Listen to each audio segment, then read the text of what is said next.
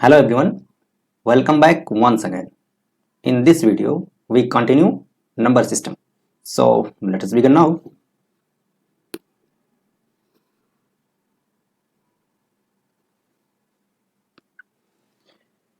इसके पहले हम लोग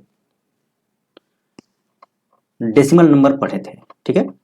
आज हम लोग टाइप्स ऑफ नंबर्स पढ़ेंगे, उसमें जो नॉन टर्मिनेटिंग, टर्मिनेटिंग, ठीक है, ये सब हम लोग पढ़ लिए थे, रिपीटिंग, रेकरिंग पढ़ लिए थे, ठीक है। अब हम लोग पढ़ेंगे क्या नंबर के बारे में। देखिए, सबसे बड़ा जो नंबर का सेट होता है वो क्या होता है? कॉम्प्लेक्स नंबर सबसे बड़ा सेट है, मतलब हेड ऑफ द फैमिली।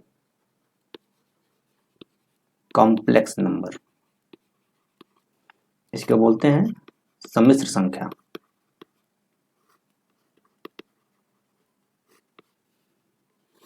देखिए, कोई भी अगर कॉम्प्लेक्स नंबर है तो वो हमेशा a प्लस आई बी के फॉर्म में लिखा जाता है, ठीक है। और ये जो i है इसका मान होता है स्क्वायर रूट ऑफ -1, यानी आई स्क्वायर का मान होता है -1,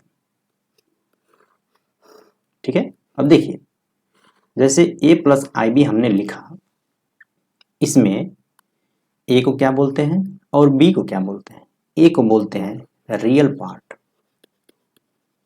यानी वास्तविक संख्या, ठीक है। इसको बोलते हैं इमेजिनरी नंबर, इसको बोलते हैं क्या? काल्पनिक, ठीक है। इसको बोलते हैं वास्तविक। इसका मतलब कि दो संख्याओं का, जैसे एक रियल नंबर हो गया और एक इमेजिनरी नंबर हो गया, अगर उसको आई के साथ ऐड करके लिखा जाए तो कॉम्प्लेक्स नंबर बनता है, ठीक है। जैसे अगर हम आपसे कहें कि -4 का स्क्वायर रूट क्या आएगा, देखिए इसको हम क्या लिख सकते हैं? 4 इंटू -1, यानी 4 इंटू क्या? आई स्क्वायर का मान होता है -1, हमने ऊपर अभी लिखा है जस्ट, ये क्या हो जाएगा? 2i हो जाएगा कि नहीं? इसका मतलब इसको हम लिख सकते हैं क्या? 0 प्लस i2 या 2i, ठीक है। तो 0 क्या हो गया इसमें? रियल पार्ट, और ये हो गया इमेजिनरी पार्ट। इतनी बात समझ में आई? अब देखिए, जैसे हमने कहा अभी कि कॉम्प्लेक्स नंबर सबसे बड़ा सेट है, तो ये कितने, इसमें कौन कौन से आएंगे पहले? तो यहाँ देखिए, कॉम्प्लेक्स नंबर में दो टाइप के हैं। कौन कौन है? रियल नंबर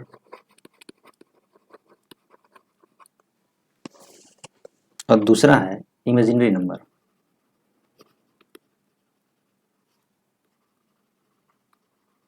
इसको क्या बोलते हैं? काल्पनिक संख्या।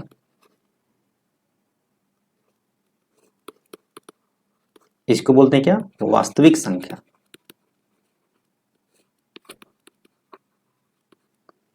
ठीक है। देखिए, ये रियल नंबर का हम यहाँ एग्जांपल लिखते हैं। जैसे क्या, ये लाइन है, यहाँ पर क्या होता है? 0 होता है। राइट जाएंगे तो क्या होगा? ये प्लस होते हैं, इधर जाएंगे तो माइनस होते हैं, ये तो पता है हमें। ये क्या हो जाएगा? -1, सॉरी, ये +1 +2 +3 4 5 होता है, इधर होता है -1 -2 -3 -4 -5, ठीक है। और जो काल्पनिक नंबर होते हैं ना, जैसे हमने कहा क्या कि आई के साथ ही हमेशा रहेगा, जैसे 2i 3i square root of -4, ये क्या है? सब इमेजिनरी नंबर है, ठीक है। तो ये तो जानने के लिए है कि हम नंबर के बारे में थोड़ा थोड़ा पढ़ रहे हैं कि कौन कौन से टाइप के होते हैं, ठीक है। कभी कभी इसके डेफिनेशन में से एक आध क्वेश्चन आ गए हैं, ठीक है। जो क्वेश्चन का संग्रह है अभी हम उसको भी बताएंगे आपको। अब देखिए, मेन हमें जो पढ़ना है, क्या पढ़ना है? Real number. रियल नंबर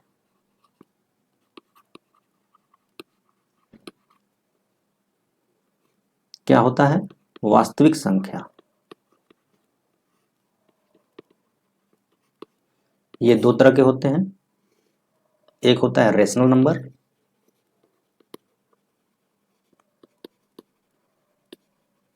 एक होता है इर्रेशनल नंबर,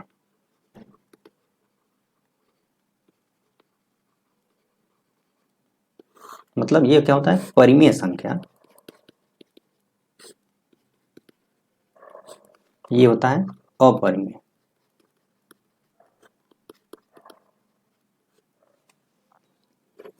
देखिए अब इसका एग्जांपल देखिए पहले तो कि रेशनल नंबर के एग्जांपल कौन कौन से हैं। जैसे हमने कहा क्या कि रेशनल नंबर क्या होते हैं, जैसे कोई भी नंबर हो अगर उसको आप p बाई क्यू के फॉर्म में लिख दिए तो वो क्या हो जाएगा, इस फॉर्म में लिख सकते हैं, या लिख सकते हैं कि लिखा जाता है। कोई भी नंबर को हम परिमेय संख्या तब बोलेंगे जब उसे p बाई क्यू के फॉर्म में लिखा जा सकता हो। और देखिए इसमें क्यू जीरो का मतलब क्या है कि क्यू जीरो नहीं होना चाहिए, ठीक है। जैसे अगर हम यहाँ एग्जाम्पल लिखें, क्या लिखें, 1/2, 3/4, 5/3, ये सब क्या है, ये सब क्या है, परिमेय संख्याएं हैं, ठीक है। ऐसे ही अपरिमेय संख्या क्या हो जाएगी, √5, 7, 10, इस टाइप के अगर आएंगे तो ये सब क्या है, अपरिमेय संख्याएं हैं, ठीक है। इसमें अगर एक चीज और लिख लीजिए, इरेशनल नंबर का जो वर्गमूल है ना, नहीं निकाल सकते, नहीं निकाला जाता। अब इसी के रिस्पेक्ट में अगर यहां लिखेंगे तो क्या लिखेंगे, यानी रेशनल का निकाला जाता है, वर्गमूल निकल सकता है,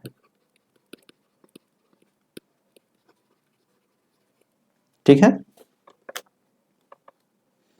जैसे अगर आपसे देखिए क्वेश्चन बहुत इंपॉर्टेंट है, ये पूछा जाता है कि पाई कौन सी संख्या है, तो पाई एक अपरिमेय संख्या है। बात समझ में आई कि पाई एक अपरिमेय संख्या है, ठीक है। अब देखिए इतना हम लोगों ने पढ़ लिया, अब हम लोग पढ़ेंगे क्या कि रेशनल नंबर के बारे में। जैसे देखिए इसी में बस थोड़ा थोड़ा हम लोग पढ़ रहे हैं कि कौन कौन क्या क्या होते हैं इसमें, ठीक है। अब देखिए रेशनल नंबर क्या होता है,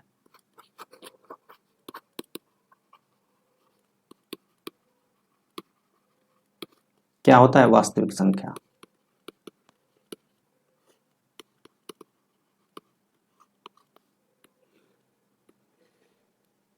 ये दो तरह के होते हैं, इसमें क्या होता है, एक इंटीजर और दूसरा होता है क्या, फ्रैक्शन।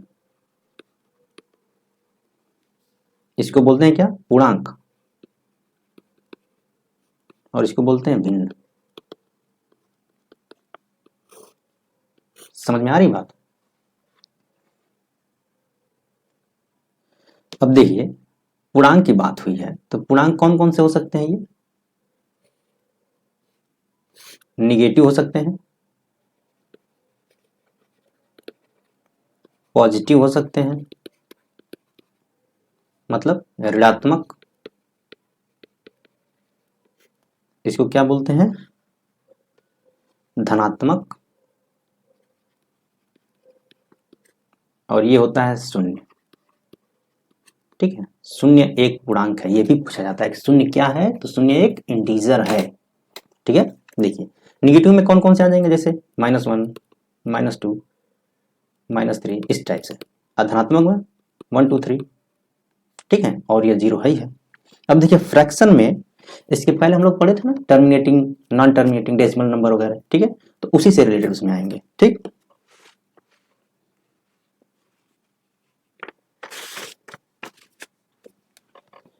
इसमें और चीज देख लीजिए। अब देखिए यहाँ पर इवन नंबर क्या होता है,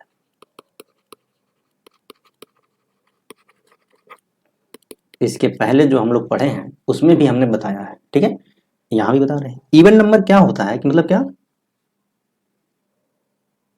सम संख्या होता है ना ये।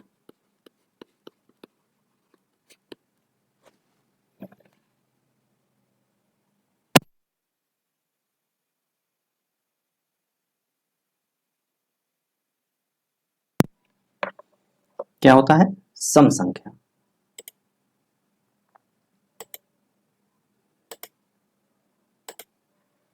देखिए सम संख्या ये क्या होता है? सम संख्या क्या होता है? जो दो से कटे।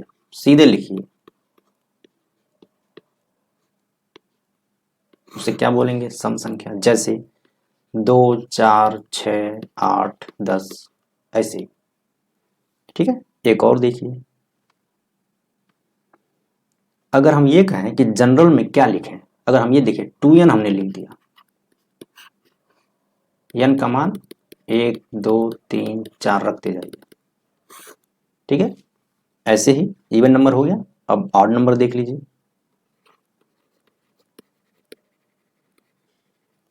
क्या होता है? विषम संख्या। इसका जो फार्मूला होता है 2n+1 होता है। यहां पर n का मान कहां से होता है? 0 से वेरी करता है।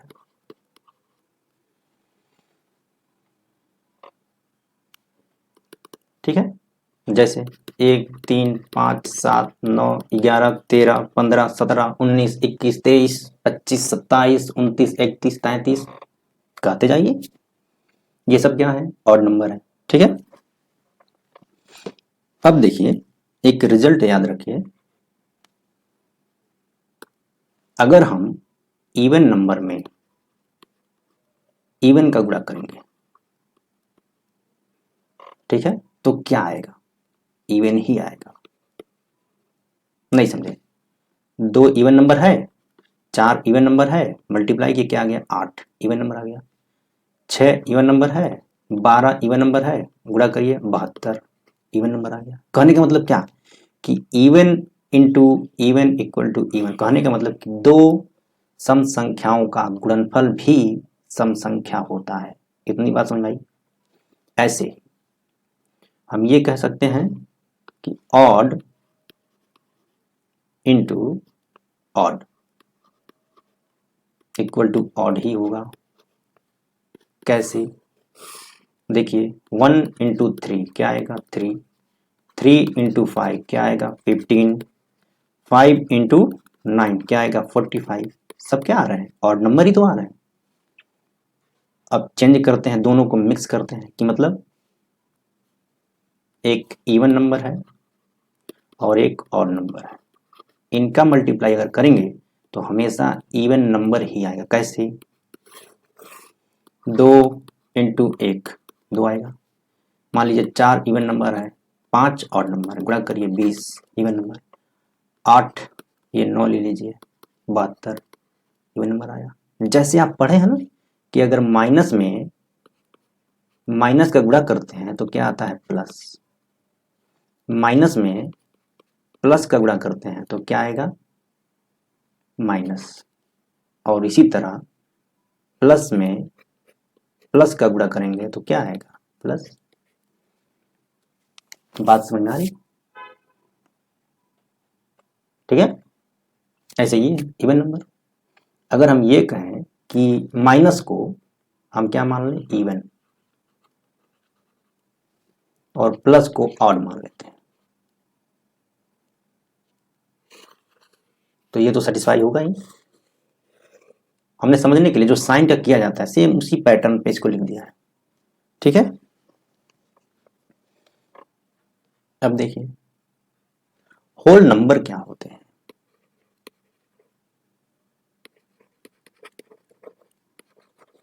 क्या बोलते हैं इसको? पूर्ण संख्या। जो 0 से शुरू होंगे,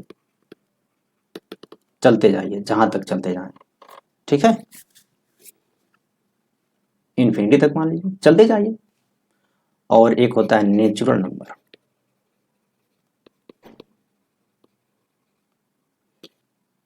इसी को बोलते हैं काउंटेबल नंबर।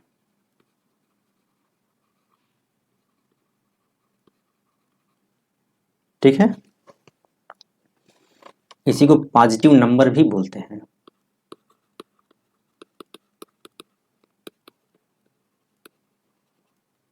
मतलब 3 नाम हो गए, देखिए 1, 2, 3। हिंदी में नीचे लिख दे रहा हूं इसी का। क्या होता है ये? प्राकृतिक संख्या।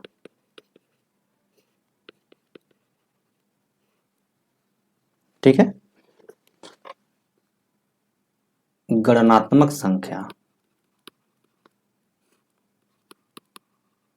और ये क्या होता है, धनात्मक संख्या। ठीक है, तो अगर आपसे कहे कि अगर इसको हम n से रिप्रेजेंट करें तो सेट क्या होगा इसका, 1 2 3 इन्फिनिटी तक। ये होता है आपका नेचुरल।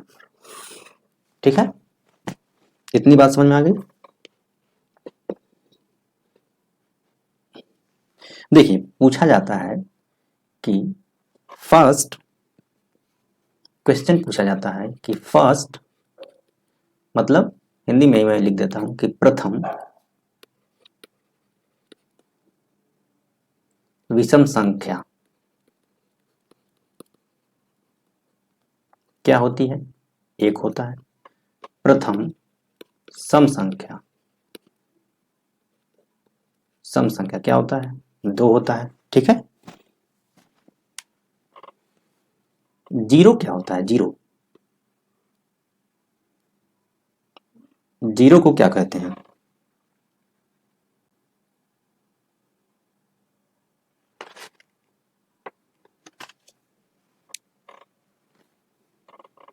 शून्य को क्या बोलते हैं, एक पूर्णांक बोलते हैं, यानी इंटीजर।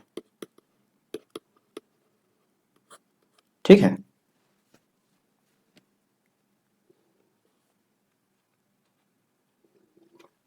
इतनी बात समझ में आई आपको। चलिए अब इस पर से क्वेश्चन देखते हैं।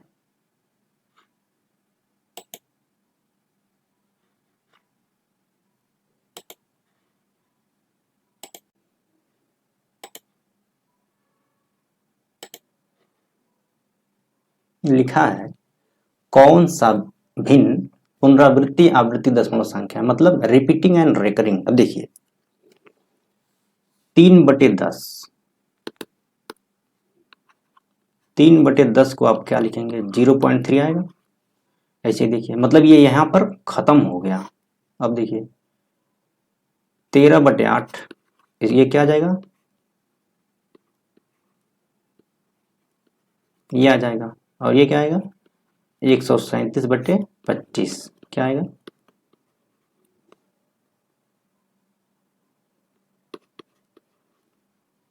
अब ये आएगा 3/11 यानी 0.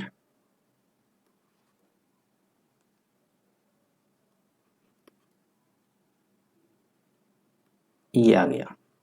कहने का मतलब ये सब यहाँ जा करके टर्मिनेट हो जा रहे हैं, खत्म हो जा रहे हैं। लेकिन इसमें पूछना मतलब इसमें बताना है कि कौन सा भिन्न जो है कि रिपीटिंग एंड रेकरिंग नंबर है। ठीक है, जो कभी देखिए कभी खत्म ना हो। इतनी बात समझ में आ रही। तो इसका मतलब क्या कि 3/11 कभी नहीं खत्म होगा। देखिए किसी भी संख्या के ऊपर अगर 27 के ऊपर बार लगाना, इसका मतलब ये क्या है, 27 27 27 27 चलते जाइए जहां तक मन करे। ठीक है, इसका मतलब यही होता है। और देखिए यहाँ पर एक छोटी सी जानकारी आपको देने, कहीं कहीं लिखता है जैसे टेट सुपर टेट वाले एग्जाम वगैरह में, इसको आप भिन्न में बदलें। मतलब इसको भिन्न में बदलना है। देखिए 27 लिखा है तो 27 लिखिए, बटे कितने अंक है बार के नीचे, 2 है, 2 9 लगा दीजिए, बस यही इसका उत्तर है। इसको सिंप्लीफाई कर दीजिए 9 से भाग दे करके, 3/11 ये इसका भिन्न हो गया। ये तरीके हैं, जब आपको भिन्न पढ़ाएंगे उस पर भी बहुत जबरदस्त क्लास बनेगी, इतना ध्यान रखिए। ठीक है, जब पढ़ाएंगे तो उस पर बताएंगे। अगला देखिए, लिखा है कि सभी अपरिमेय संख्याएं मतलब इर्रेशनल नंबर। अभी हम आपको बताए हैं ना कि रियल नंबर क्या है, रियल नंबर दो पार्ट हमने बताया है आपको। एक बताया क्या, रेशनल, एक बताया है इर्रेशनल। तो ये पूछा क्या है, इर्रेशनल नंबर के बारे में पूछा, अपरिमेय संख्या है। अपरिमेय संख्या किस में आता है, रियल नंबर में आता है। इसका मतलब कि रियल नंबर सही मैंने अभी जस्ट बताया हूं। ठीक है, अगला देखिए, लिखा है एवरी कंपोजिट नंबर, ठीक है, एक नेचुरल नंबर है। मतलब कथनों पर विचार करके बताना इसमें कौन सा सही है। अब देखिए, प्रत्येक भाज्य संख्या एक प्राकृतिक संख्या है, सही है।